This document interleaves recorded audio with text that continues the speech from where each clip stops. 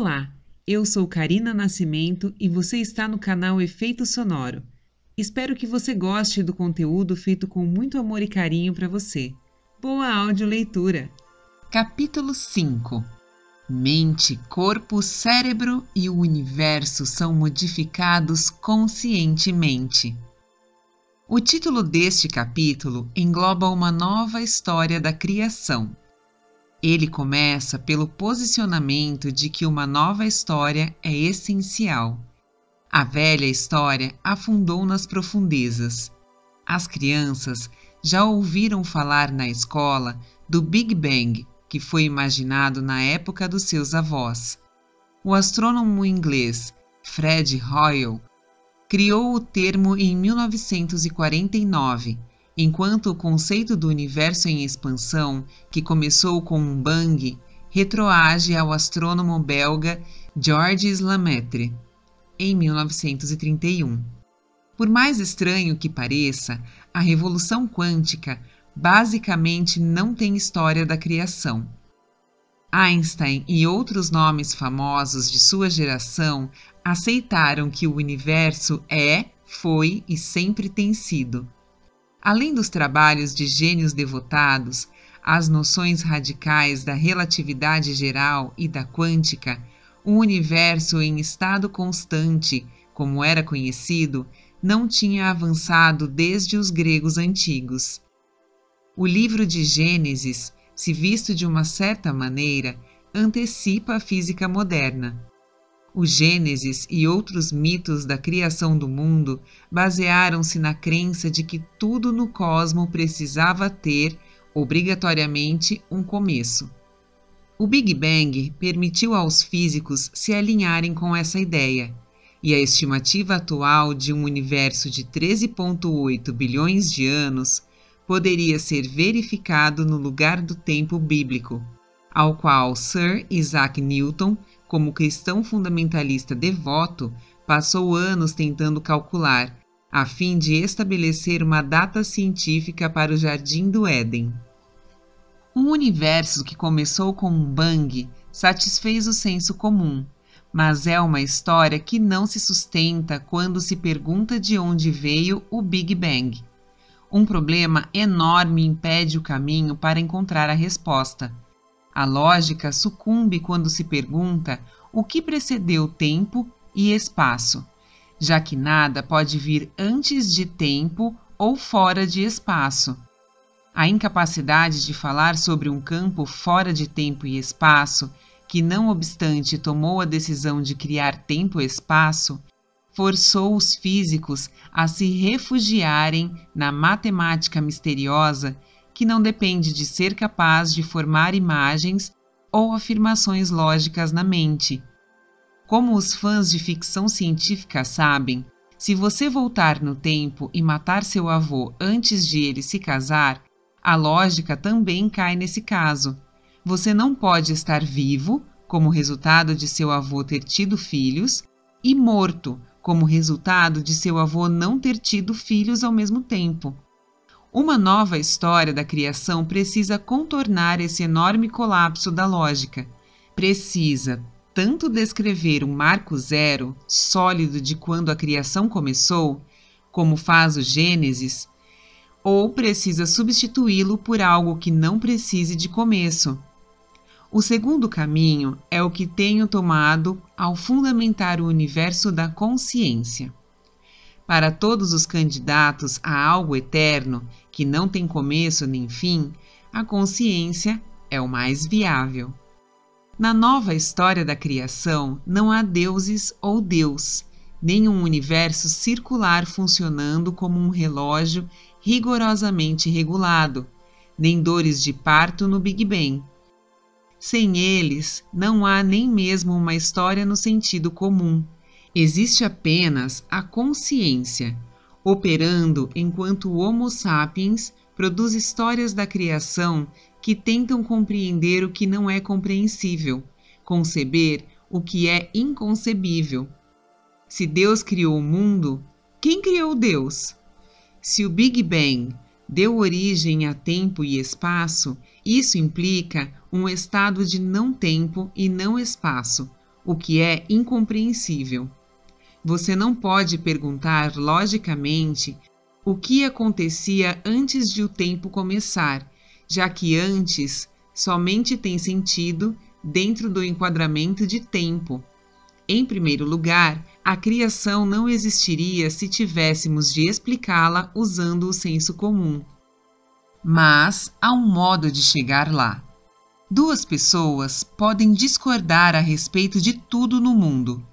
Uma pode não gostar do que a outra gosta. Uma pode acreditar em Deus e a outra ser um ateu convicto. Mas mesmo que a pessoa A dedicasse sua vida a contradizer tudo que a pessoa B dissesse, mesmo se pudesse entrar na mente da pessoa B e contradizer todos os seus pensamentos, em uma coisa os dois antagonistas teriam de concordar. Ambos são seres conscientes. Se a vida inteligente de outro sistema solar fizesse contato com a Terra, não importa qual fosse sua aparência física, humanos mutantes, lulas que andassem, bolhas semelhantes a amebas, também teria consciência. O mistério mais profundo sobre a inteligência alienígena não será a tecnologia desenvolvida por ela. Sem dúvida, uma nave interestelar ou um dispositivo de teletransporte ou uma máquina do tempo serão quebra-cabeças em termos científicos. Há uma grande chance de que os terráqueos possam aprender coisas fabulosas com a tecnologia alienígena, mas o mistério mais profundo continuaria sem solução.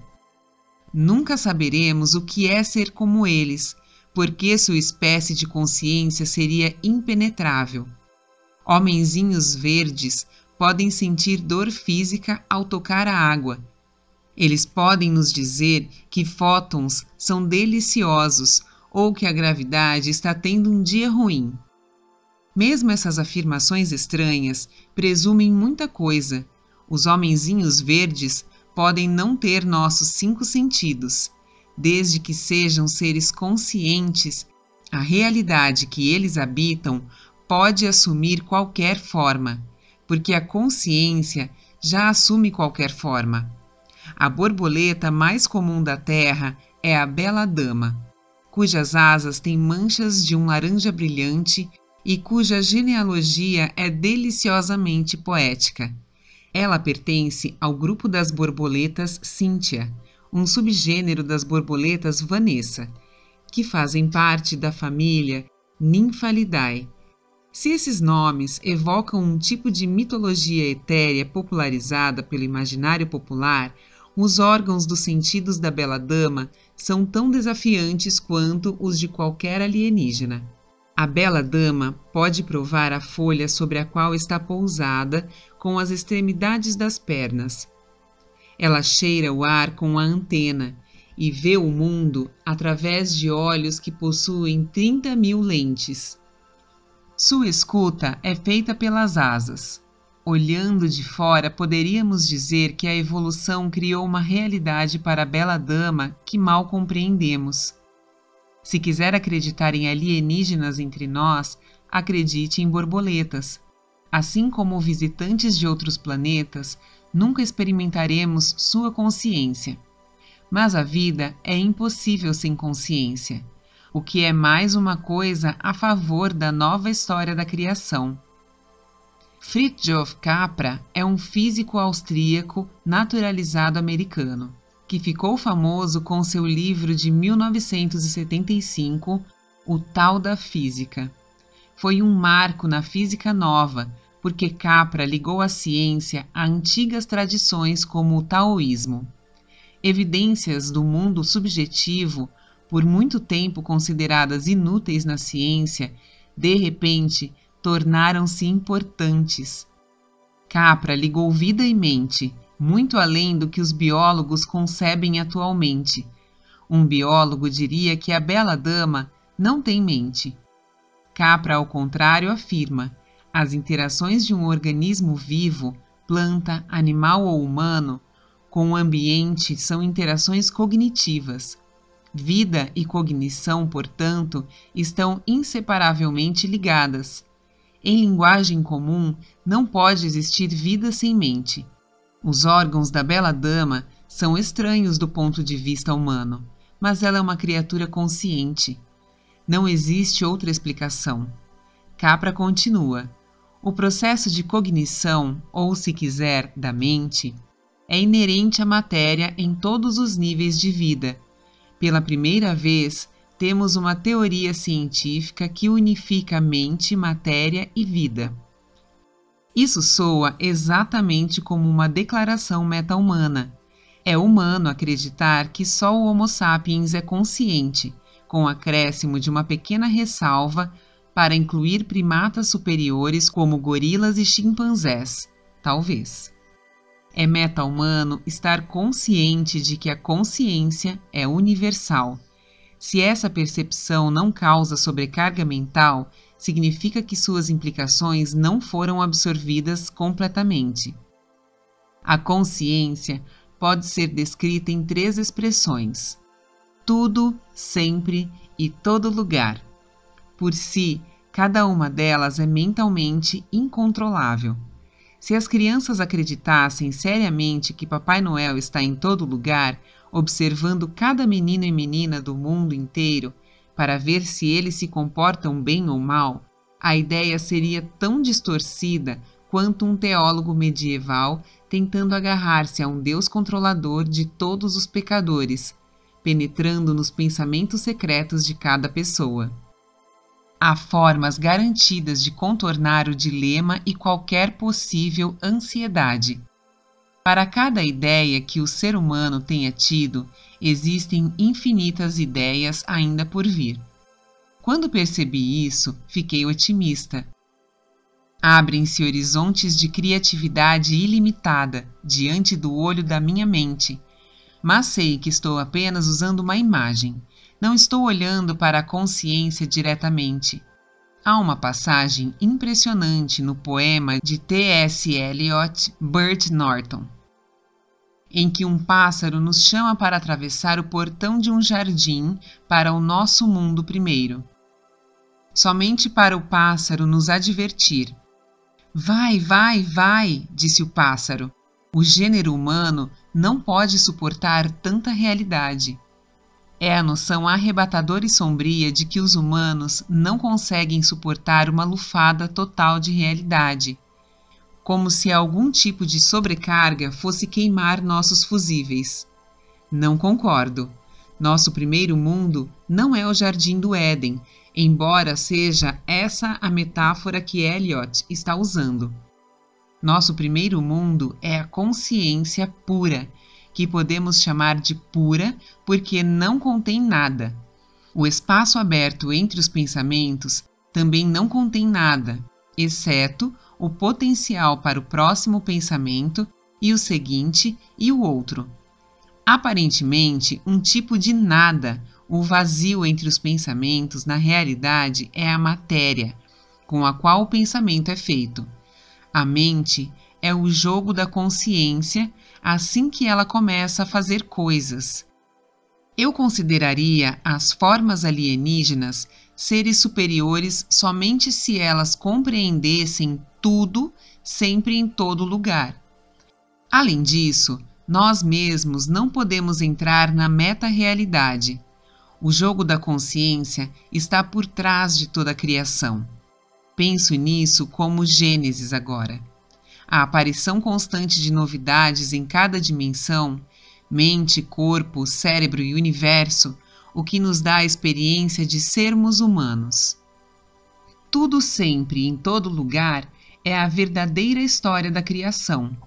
Só ela nos diz quem somos e por que estamos aqui, além das narrativas feitas por qualquer contador de história, sejam os rabinos do ano 1000 a.C., compilando a Bíblia hebraica, os mitólogos da Grécia de Homero ou teóricos modernos de zilhões de possíveis universos. Alguma coisa está fazendo a criação acontecer. Esta coisa está aqui e agora. Não tem história no sentido convencional. Contenta-se como coreógrafo que fica nos bastidores a inventar invisivelmente o que o universo dançante está fazendo. O mecanismo de defesa definitivo. A consciência não está brincando com o universo, ela é o universo. Ela brinca ao transformar-se em um átomo de hélio ou em uma galáxia. Brinca ao transformar-se em célula cerebral ou em batimento cardíaco. A mudança de forma não para nunca. Quando se sente alegre ou triste, está experimentando dois modos contrastantes de consciência. Mas como você é também consciência, assim como também seu cérebro, só é possível uma conclusão. A criação é a consciência experimentando a si mesma. Do mesmo modo que todas as joias de ouro do mundo, as formas da criação mudam, mas o ouro, a matéria essencial da criação, permanece. Na busca da humanidade pela verdade, com V maiúsculo, essa verdade somente qualifica. A verdade com V maiúsculo é emocionante, fascinante ou apenas incompreensível. Quando as pessoas descobrem a consciência, sua visão de mundo não é abalada. Não se sentem maravilhadas, como se a verdade se derramasse sobre elas. A pessoa comum mostra a mais completa indiferença, em minha experiência, e expulsa esses pensamentos da cabeça. A oportunidade de acessar a meta-realidade não atinge as pessoas como algo urgente ou necessário. Tenho refletido sobre a razão disso e concluí que se deve a uma série de mecanismos de defesa. Um mecanismo de defesa pode evitar desastres como a queda de um sistema ou que o impensável aconteça, como no lançamento acidental de mísseis armados com ogivas nucleares. Há mecanismos de defesa reforçados para prevenir uma catástrofe desse porte. No caso da mente humana, o mecanismo de defesa protege a realidade virtual do desmantelamento. De forma bizarra, a mente precisa ser protegida de sua potencialidade infinita. Imagine que é um estudante de pintura e no primeiro dia de aula o professor coloca no seu crânio eletrodos que preencherão seu cérebro com todas as pinturas que já foram ou serão feitas. Você concorda relutantemente e, de repente, a totalidade da pintura derrama-se no seu crânio, desde os mais remotos desenhos rupestres, cobrindo milhares de anos. Uma experiência assim, com toda a probabilidade, seria intolerável e também seria inútil. Não dá para ensinar artistas iniciantes mostrando-lhe todas as obras. É como pedir um copo d'água e ser obrigado a beber os grandes lagos. Em outras palavras, o desenvolvimento lento da mente é um mecanismo de defesa. Na sequência linear, o evento A é seguido pelo evento B, que é seguido por C. Esse processo linear, entretanto, não é real. É um mecanismo instalado na consciência humana. Pode-se questionar se nossos ancestrais o instalaram na pré-história ou se ele foi instalado por força da evolução. Mas não há dúvida de que consideramos esse mecanismo de defesa mental necessário para a sobrevivência. E uma prova disso é a dificuldade encontrada para convencer as pessoas comuns de que o tempo é relativo. Quando o conceito foi apresentado por Einstein com a teoria da relatividade especial em 1905, a noção de tempo, desviando-se de uma linha reta de maneira estável, pareceu inacreditável. 20 ou 30 anos depois, ganhou ares de um tipo de mágica especial. O filósofo inglês Bertrand Russell, que escreveu um livrinho intitulado ABC da Relatividade, em 1925, anunciou publicamente com evidente falta de modéstia que ele era uma das 3 pessoas no mundo que entendiam o que era relatividade. A teoria revolucionária de Einstein não mudou o cotidiano. A relatividade poderia ser posta de lado em sua própria gaiola exótica. Mas existem aplicações práticas. Por exemplo, os satélites GPS que orbitam a Terra precisam levar em conta efeitos relativistas. Caso contrário, o GPS do seu carro ficaria desligado por uma fração de segundo, e isso lhe daria uma localização imprecisa de onde está. Quando se aceita o construto humano do tempo, desenrolando-se em linha reta, segue-se naturalmente o entendimento de que existe causa e efeito. O Big Bang levou à criação do planeta Terra depois de cerca de 10 bilhões de anos, o que, por sua vez, levou à criação de DNA, depois seres humanos, civilização, Nova York, nascimento de um novo bebê em um hospital de Nova York em alguma hora desta manhã. O inverso não pode ser verdade. O nascimento de um bebê em Nova York não pode levar ao Big Bang. Isso desafiaria a lei de causa e efeito. Esse mecanismo de defesa é tão convincente que não conseguimos aceitar facilmente sua artificialidade. Mas a relatividade não era a única anomalia. Físicos modernos conceberam modelos matemáticos do universo, em que tudo acontece simultaneamente no mais sutil nível de criação, onde o tempo se dissolve em atemporalidade, e o cosmo inteiro é uma só partícula subatômica. Mas tais modelos são exóticos, mesmo na física quântica, que por si só já é bem exótica. Ninguém espera que essas noções surjam à superfície do dia a dia. Sem mecanismos de defesa, ficamos muito ansiosos. Estamos muito confortáveis com as ilusões que protegemos com mecanismos de defesa. Vemos o universo como um teatro de espaço e tempo, em que objetos e pessoas circulam. Os corpos são objetos. As mentes são o produto de uma espantosa máquina pensante chamada cérebro, outro objeto. Marvin Minsky, do MIT, um dos pais da inteligência artificial, definiu os seres humanos como nada além de máquinas de carne que carregam um computador na cabeça, uma expressão impiedosa para aquilo que a maioria assume ser verdade. Mas também existem os mecanismos de defesa pessoais, que cada um constrói para si mesmo, que tem sido chamado de as coisas têm de ser assim. Algumas pessoas precisam estar no comando, outras precisam vencer, enquanto outras nunca devem começar uma discussão. Existe um motivo racional por trás de o que precisa ser assim? Não. Esses mecanismos psicológicos existem como formas de autodefesa. Eles nos dão sensação de segurança e até mesmo o menor incidente pode disparar um alarme. Em O Carrasco do Amor, um livro de 1989, do psiquiatra e professor de Stanford, Irving Yalom, o autor descreve uma mulher de meia-idade a quem chama de Elva, cuja bolsa é furtada na saída de um restaurante. O crime foi aleatório e, apesar de ter perdido $300, não havia mais nada na bolsa que não pudesse ser substituído.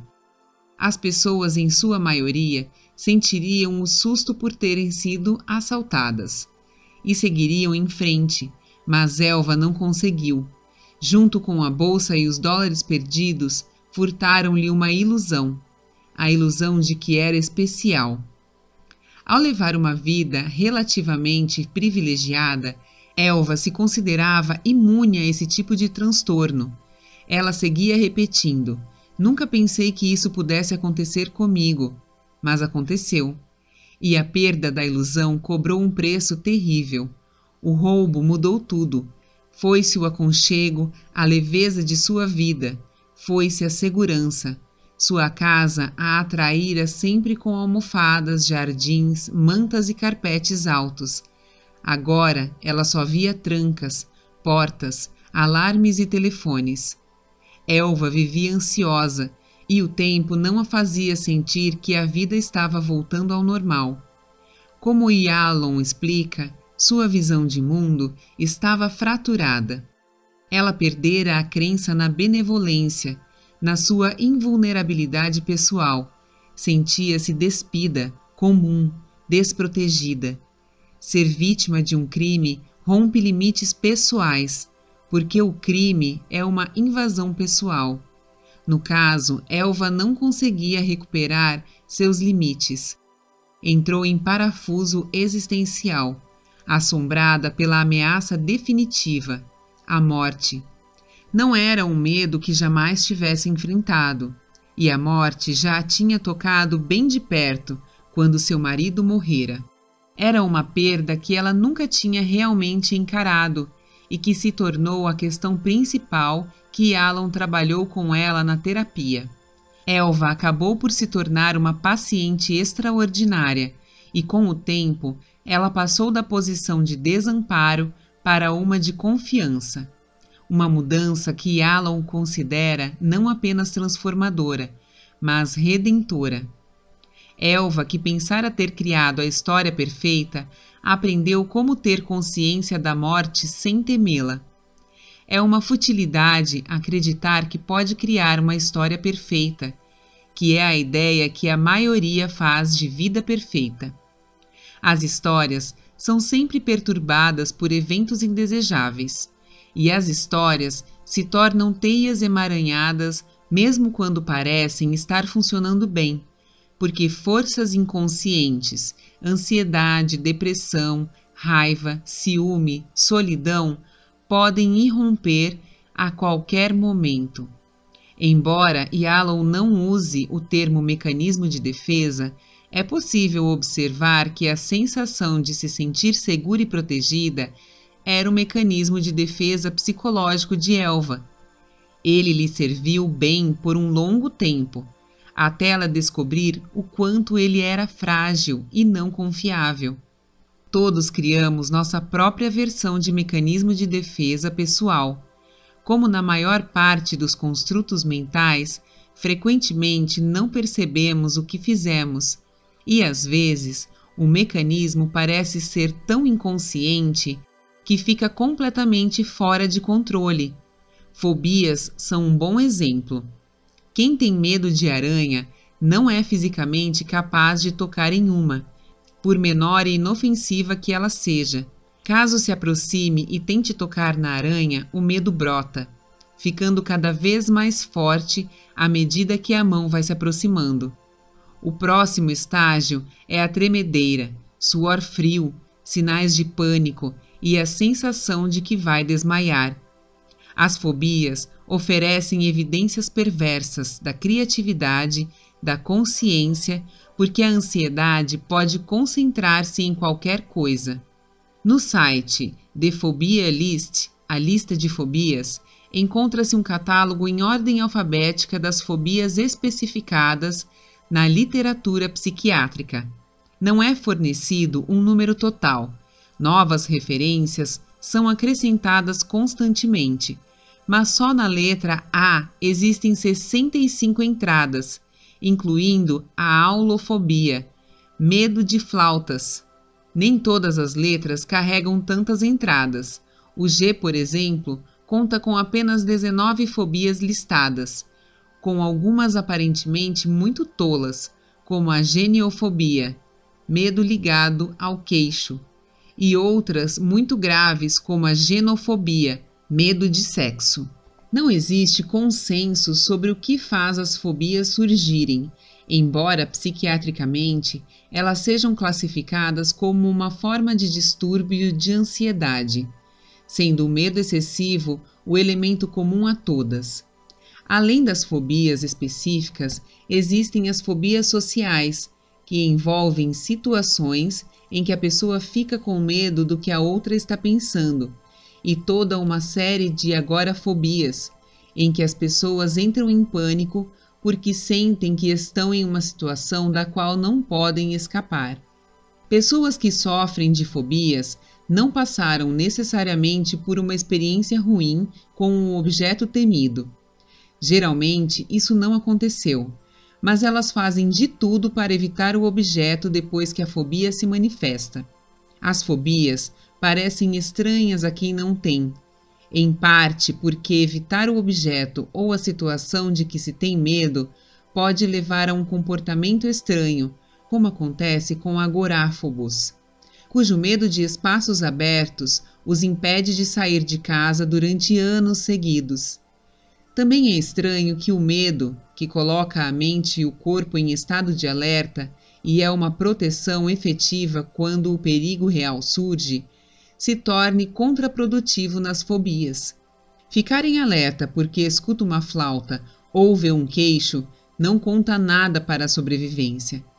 Apesar de os mecanismos de autodefesa que observamos terem um ponto de ruptura, quando ele é atingido ocorrem graves deslocamentos. Entrar em choque, por exemplo, causa total desamparo à vítima de um acidente, incêndio ou crime. O olhar aturdido e a incapacidade de tomar decisões, que são sintomas de choque, podem ser vistos como o oposto à reação de lutar ou fugir, na qual uma descarga de hormônios do estresse é liberada e, sob sua influência, a parte inferior do cérebro assume o comando.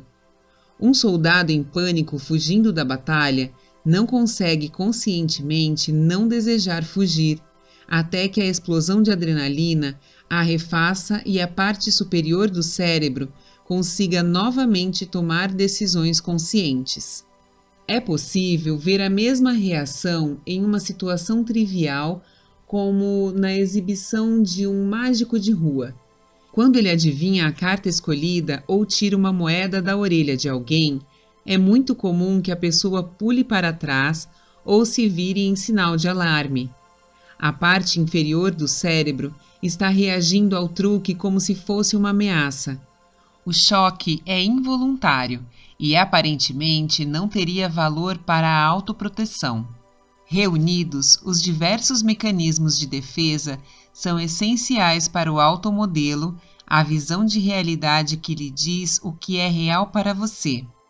Sem dúvida, a realidade pessoal tem suas peculiaridades, e não existem duas pessoas que ocupem o mesmo automodelo, mas coletivamente compartilhamos a realidade virtual com suas características universalmente aceitas de tempo, espaço, matéria e energia. Essas características estão de tal modo arraigadas que nos sentimos em casa, contanto que espaço, tempo, matéria e energia não saiam fora de controle. Mas saber que são construtos mentais não se trata da realidade fugir ao controle, mas de adquirir autoconsciência que pode nos dizer o que realmente está acontecendo. Aceitar, recusar. Não foi uma pessoa sozinha quem criou a experiência humana de espaço, tempo, matéria e energia. Ela foi criada em nossa consciência coletiva, que recua até o surgimento do Homo sapiens e mesmo antes disso.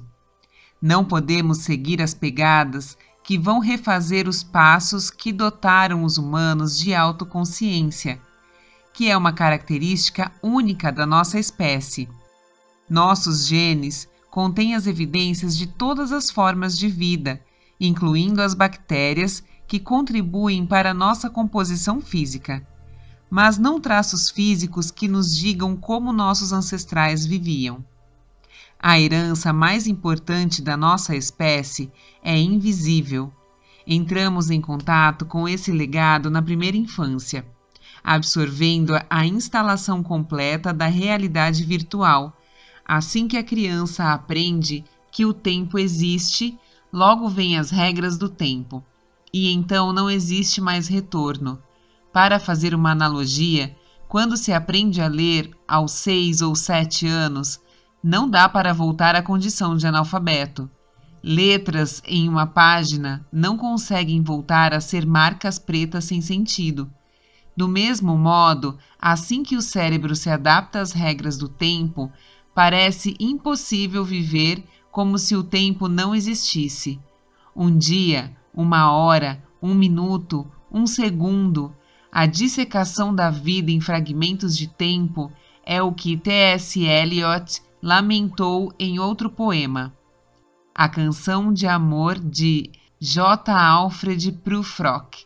O tempo tinha se tornado o inimigo psicológico de Prufrock. Pois já as conheço todas bem, conheço todas. Sei as noites, as tardes, as manhãs, as colheres de café, andei medindo a minha vida. Tornar um hábito a divisão da vida em unidades de tempo não significa que o tempo humano seja mais real do que qualquer outra versão. Não temos ideia de como outras espécies de consciência experimentam tempo e espaço. Será que as tartarugas de Galápagos os sentem se mover mais lentamente ou a lebre sente que ele passa mais rápido nos campos? Devemos especular que os animais vivem no momento presente, reagindo aos instintos que lhes dizem que agora é o momento em que devem comer, dormir ou caçar. Mas momento presente não existe para uma criatura que não tenha conceito de tempo. A natureza nos dá biorritmos, que estão gravados em nossos genes como o ritmo circadiano diário, para acordar e dormir, mas que não esclarece, para começar, o enigma de como o tempo existe. Existe tempo precisamente ajustado, com uma distância de milhares de quilômetros sobre o oceano, de um modo que ninguém consegue explicar. Por exemplo, uma pequena ave conhecida como maçarico do papo vermelho migra todos os anos da Terra do Fogo, no extremo sul da América do Sul, para suas zonas de reprodução no Ártico canadense. No seu tempo de vida, o maçarico de papo vermelho voa aproximadamente 386 mil quilômetros, uma distância maior do que a que separa a Terra da Lua. Por que pássaros cruzam de um hemisfério a outro para acasalar? Parece inexplicável, mas o maçarico de papo vermelho encerra um mistério específico nele mesmo. Precisando de alimento durante a imensa jornada, a ave para em maio nas praias da Baía de Delaware, sintonizando sua chegada a um evento anterior, entre as luas cheias de maio e junho. Hordas de caranguejos ferradura emergem das águas rasas para pôr seus ovos. Uma fêmea põe entre 60 mil e 120 mil ovos em uma desova, remontando a 450 milhões de anos, ou seja, 200 milhões de anos antes dos dinossauros. Os caranguejos ferradura parecem carapaças duras e redondas de tartaruga com caudas pontiagudas. Eles não são realmente caranguejos, mas sim parentes próximos das aranhas e dos escorpiões. Dentro de 2 semanas, os ovos se rompem. Assim, a janela de tempo para os maçaricos de papo vermelho se banquetearem é muito estreita. Todos os anos, o impulso para a migração é sentido a 15 mil quilômetros, perto da Antártida. A lua cheia de maio pode cair em qualquer dos 31 dias do mês, e a ave precisa começar sua viagem partindo da Terra do Fogo em fevereiro. Como a natureza sincroniza a lua, o ciclo de acasalamento de um fóssil vivo no mar e um passarinho que percorre o mais longo percurso migratório na Terra? No caso do maçarico de papo vermelho, o período está enraizado no DNA e vem com mudanças fisiológicas profundas. Antes de migrar, os músculos das asas se expandem enquanto os músculos das pernas encolhem.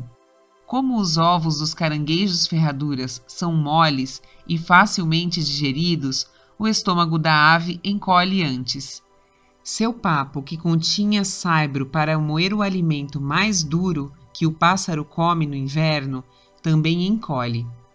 Em outras palavras, o DNA do maçarico de papo vermelho sabe com antecedência todos os detalhes do futuro, como a zona de procriação no Ártico é uma tundra exposta, nua, com nenhuma fonte de alimento. Os pássaros dobram de peso ao acrescentar gordura comendo ovos do caranguejo ferradura durante o frenesi alimentar em Delaware, que dura de 10 a 14 dias.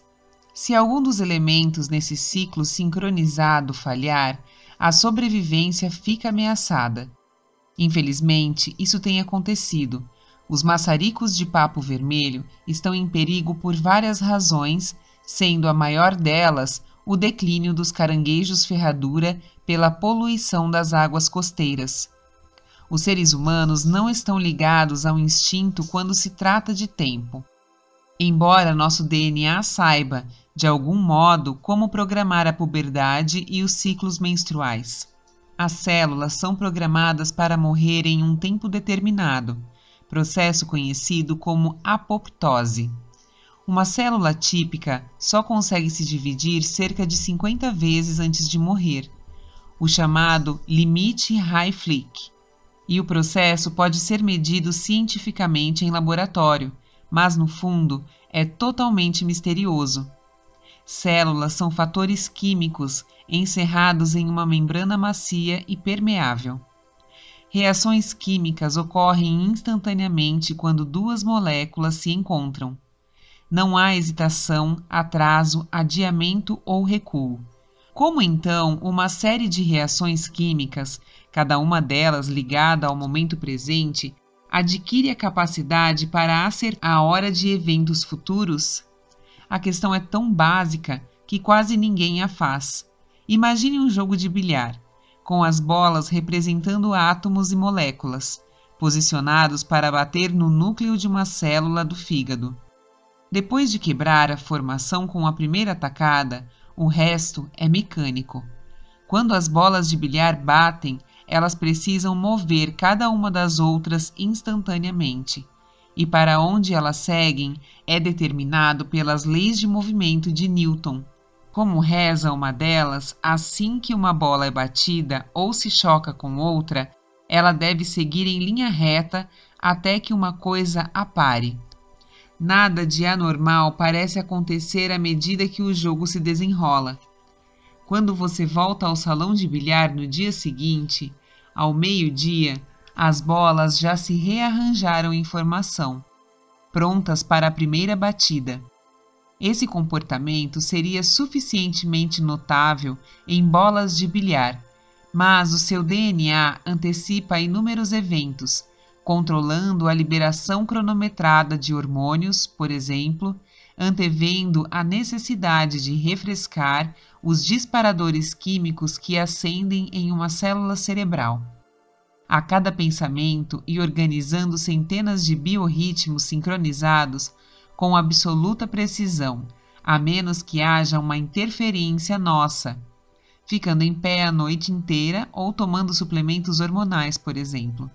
Não conseguimos entrar na experiência de tempo que outras espécies têm, mas como o tempo é tão variável e maleável, podemos dizer que ele é construído diferentemente pelo DNA de cada ser vivente. Entretanto, não é preciso um salto de imaginação para dizer que o tempo, para começar, é um construto. Como o DNA consiste em átomos que interagem instantaneamente, alguma coisa fora do átomo precisa cuidar de toda essa precisão e sincronização do tempo. O único candidato viável é a consciência.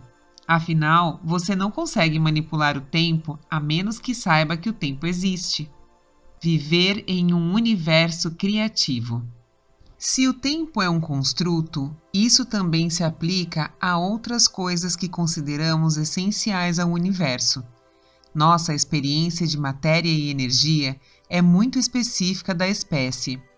Será que o cupim roendo seu caminho no alicerce de uma casa sente a madeira como dura? Uma toupeira, confinada debaixo da terra durante toda a vida em um túnel cuja largura Mal dá para ela passar? Sente o espaço como estreito? Para nossa espécie de consciência, tempo, espaço, matéria e energia são experiências flexíveis ligadas à nossa criatividade. Isto é, podem se expandir e contrair de diversas formas, como Einstein explicou com um gracejo. Ponha a mão em um forno quente por 1 minuto, e isso lhe parecerá 1 hora. Sente-se ao lado de uma mulher bonita por 1 hora, e isso lhe parecerá 1 minuto. Isso é a relatividade. Mas ele estava, na verdade, evitando a questão central do tempo. Ele é relativo apenas porque os homens dizem isso? Sentar-se na cadeira do dentista desloca o tempo para as pessoas que têm medo da experiência. Elas não conseguem dizer quanto tempo se passou, exceto que cada minuto foi desagradável. Isso não altera os ponteiros do relógio do consultório do dentista. Então, qual das duas versões é real? A experiência pessoal ou o dispositivo mecânico? Parece estranho, mas a experiência humana é que torna o tempo real, não os relógios. Para entender como criamos a experiência do tempo, juntamente com espaço, tempo, matéria e energia, é preciso recusar a ideia de que essas são coisas fixas. A corrente atual sobre o universo nos ajuda a sair daqui, porque depois que Einstein provou que a matéria pode se transformar em energia, ou seja, E é igual a mc ao quadrado, a porta foi aberta para outras transformações. Um físico americano já falecido, Richard Feynman, conseguiu até mesmo demonstrar matematicamente como a posição de um elétron pode ser expressa como um movimento de volta no tempo. Como se ao ser perguntado onde mora você respondesse: moro na rua Maple, 63. Embora às vezes eu viva em fevereiro último. Escolha. Nossa noção estável de causa e efeito foi desmantelada por experimentos em relação causal inversa, quando um evento futuro afeta o que está acontecendo agora. A transformação definitiva, entretanto, ocorre quando o campo de partículas virtuais passa para partículas físicas, o que é comumente conhecido como algo a partir do nada. Partículas virtuais são invisíveis e não têm localização no tempo e no espaço, mas são necessárias para o universo físico. É como inverter histórias de fantasma, em que o fantasma aparece em primeiro lugar e a pessoa viva em segundo. Se olhar para a mão e começar a reduzi-la a níveis cada vez mais finos de fisicalidade, ela rapidamente se tornará uma trêmula teia de moléculas. Essas não são tão sólidas como a sua mão, e no nível seguinte você vai chegar a um ajuntamento de átomos que mal pode ser considerado físico, com cerca de 99,9999% de espaço vazio. Esse é o último nível ao qual a existência física se agarra por um fio. No nível das partículas subatômicas, há um acender e apagar de quarks, gluons e outros exotismos da mudança no domínio quântico, do ser virtual para ser intacto em nosso universo físico. Ir do nada para alguma coisa está acontecendo na sua mão e em todos os objetos físicos o tempo todo. Então, a questão principal não é se a fisicalidade sólida é uma ilusão. Ninguém pode negar isso. Não conseguiríamos viver sem aceitar a segurança psicológica de que o mundo não vai se desfazer amanhã em um sopro de nuvem subatômica. A questão principal é se a consequência, particularmente a consciência humana, é a força criativa por trás de alguma coisa a partir do nada. O ser humano se desenvolve no tempo e no espaço. Sua certidão de nascimento atesta a data e o lugar em que nasceu. Nenhuma certidão de nascimento diz data de nascimento, eternidade, local de nascimento, em toda parte. A aceitação comum é a de que tempo e espaço simplesmente existem lá fora como parte do mundo natural. A fim de evoluir para meta-humano, entretanto, precisamos parar de pensar na criação em termos fixos. A realidade precisa ser reconstruída para responder pelo papel que a consciência desempenha. Existem apenas dois níveis de realidade. É uma consciência pura e limitada que é um campo de potencial. O outro nível é a consciência em seu estado excitado, para emprestar uma expressão da física das partículas, que podemos chamar de universo. Todos os estados excitados vibram com energia. A matéria está vibrando com energia física, a mente com energia mental. O corpo é um estado excitado, da mesma forma que o cérebro, já que faz parte do corpo, e a mente conforme o pensamento prossegue. Mesmo quando uma pedra tem a aparência de pedra e um neurônio a de um neurônio, o que os faz parecer totalmente diferentes, ambos são formas excitadas de consciência. Isso é conhecimento prático. Quando você sabe, por exemplo, que o tempo é apenas um estado excitado da consciência, percebe por que o tempo é tão maleável. Sua única escolha é ser tão fluido e flexível quanto a mente. Manipulamos o tempo para adequá-lo às necessidades humanas. Algumas janelas de tempo são longas, como a vida do universo, enquanto outras são curtas, como os milissegundos que leva para um sinal pular de uma célula nervosa para outra. Essas janelas de tempo podem ser extremamente estáveis. Aparentemente, os átomos de hidrogênio existirão até a morte do universo, ao passo que um pensamento é estável apenas enquanto dura, o que é efêmero e evanescente. O fato de a atividade mental ser tão rápida pode levar a erro. Podemos supor que a consciência cumpre uma agenda de tempo. Não cumpre. A consciência pode ser rápida ou lenta, aleatória ou previsível, e assim por diante, sendo a origem de alguma coisa a partir do nada. A consciência não está limitada por sua própria criação. Assim como uma pessoa com um vocabulário de 30.000 palavras não fica presa a 30.000 pensamentos. Combinando e reformulando o tempo todo, a consciência dita a si mesma se deve ser tão minúscula quanto um quark ou tão imensa quanto o universo. Esse fato ajuda a desfazer uma das mais obstinadas objeções à realidade baseada na consciência. Não vemos nossas mentes criarem árvores, montanhas, planetas e estrelas. A escala está errada, dirão os céticos. Quando você está com medo e o coração começa a bater, um evento mental, seu medo, põe em movimento substâncias químicas em seu corpo. A escala é molecular, ou seja, muito pequena.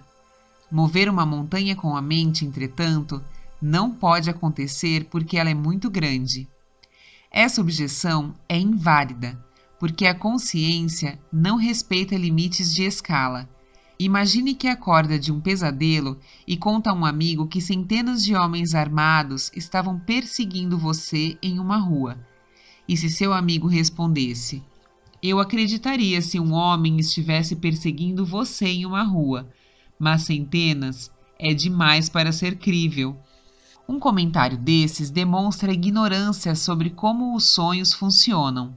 Os sonhos não se limitam a ser grandes ou pequenos. Um rato perseguindo você na rua durante um pesadelo é a mesma coisa que o exército vermelho invadir sua cidade. Em um sonho, uma folha de grama pode tremer, seguida pela explosão de um planeta. Aceitamos essas anomalias em sonhos porque estamos acostumados a acordar e voltar para o mundo físico e suas restrições. A consciência é estabelecida de tal forma que algumas coisas ficam livres para se mover pelo pensamento, como as substâncias químicas do cérebro que se movem em sincronia com nossos pensamentos, enquanto outras não podem ser movidas pelo pensamento. Essa é a configuração em um universo humano. Não conhecemos os limites de uma configuração até testá-los.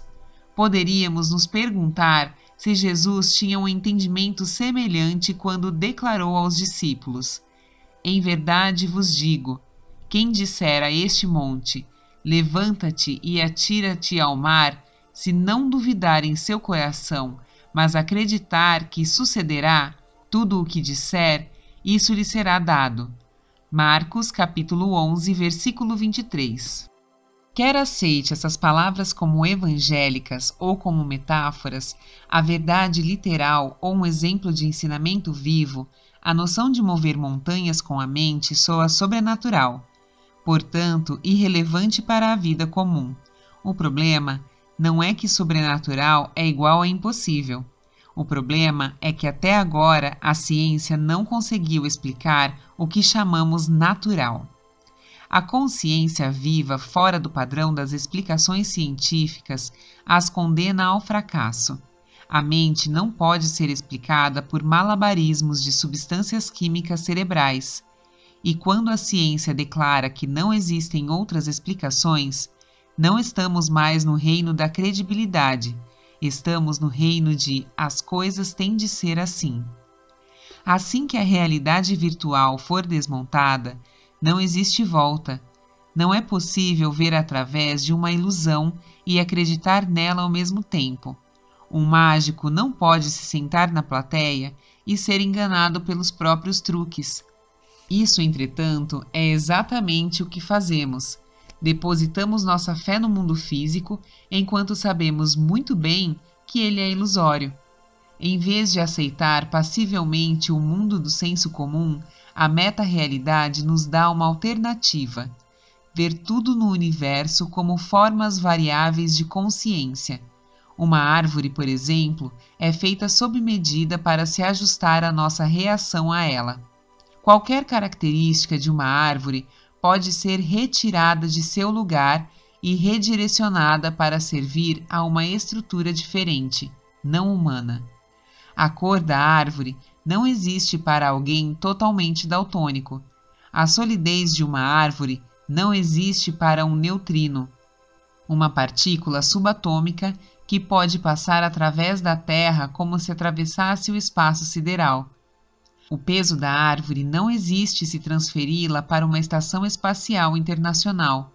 O tempo de vida de uma árvore se esfuma quando comparado com o tempo de vida dos prótons no núcleo das moléculas, que levam bilhões de anos para deteriorar.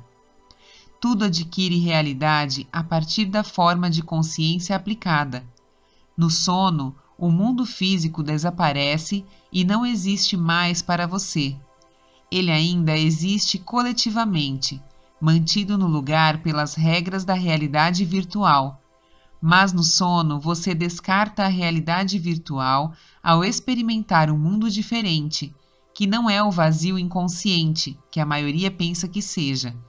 É possível experimentar o sono profundo como consciência pura, sem excitação, como fazem os swamis, yogis e outras versões seculares de meta-humanos.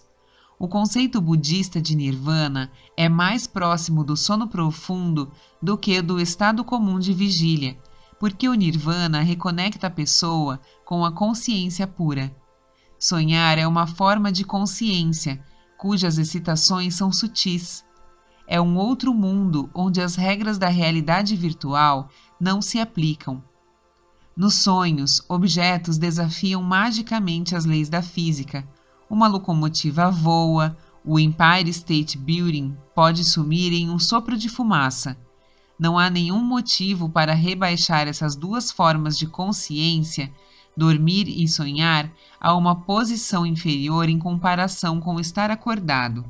Se somos capazes de ver o mundo como um sonho lúcido, por que considerar os sonhos noturnos como menos reais ou irreais?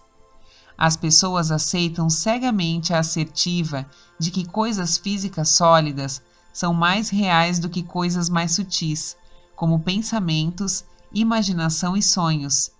Mas os impulsos sutis determinam como sua realidade pessoal funciona.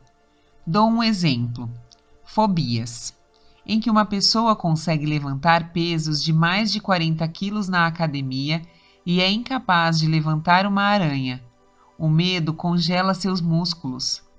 Não importa a leveza do objeto temido, mas também precisamos de exemplos positivos de como as intenções sutis podem alterar a realidade pessoal.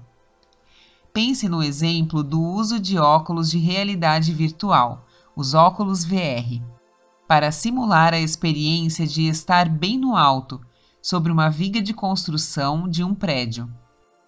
Uma pessoa com os pés bem fincados no chão, graças à ilusão VR, sente-se fraca e com vertigem, fortemente ameaçada de cair. Isso mostra que nosso senso de equilíbrio pode ser manipulado conscientemente de várias formas. Equilibristas que andam na corda bamba separaram seu senso de equilíbrio de qualquer sensação de ameaça ou perigo. Para alguém que está no chão, olhando para cima, o perigo parece suficientemente real. O coração pode disparar apenas olhando um número circense arriscado, sem experimentá-lo pessoalmente. No modelo de evolução aceito, todas as características herdadas têm valor para a sobrevivência. Nossos ancestrais precisavam de senso de equilíbrio, por razões óbvias quando estavam caçando e lutando na selva. Mas vamos além da sobrevivência o tempo todo e brincamos com nossa herança evolucionária apenas porque queremos. Andar na corda bamba não tem valor de sobrevivência, e como apresenta risco considerável, a menos que você seja altamente treinado, tem valor de sobrevivência negativo. Os bebês têm medo de cair desde a mais tenra idade e não conseguem aprender a andar sem testar a condição precária entre cair e permanecer em pé. Evidentemente, o medo de cair acaba por desaparecer. Os equilibristas que andam na corda bamba vão um passo além, ao ignorar conscientemente a evolução quando desconectam o medo de cair do senso de equilíbrio. Essa capacidade de ignorar a evolução é realmente uma característica evolucionária mais elevada. O poder de consciência permite aos audaciosos voar de parapente ou fazer queda livre em paredões de pedra verticais usando qualquer justificativa que venha à mente.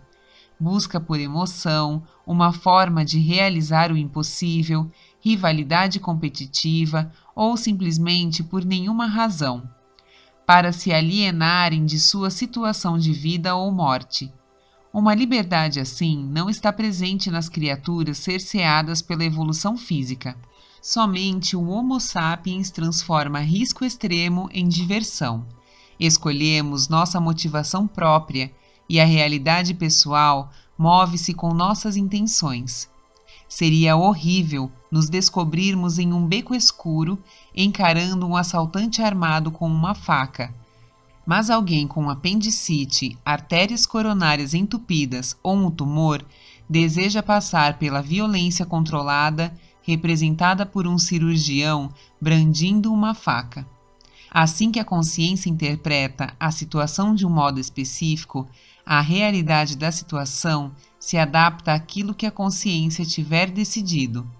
A realidade virtual que nos rodeia permanentemente é um construto que acomoda tantos motivos, intenções, decisões e interpretações que perdemos o rastro de todos eles.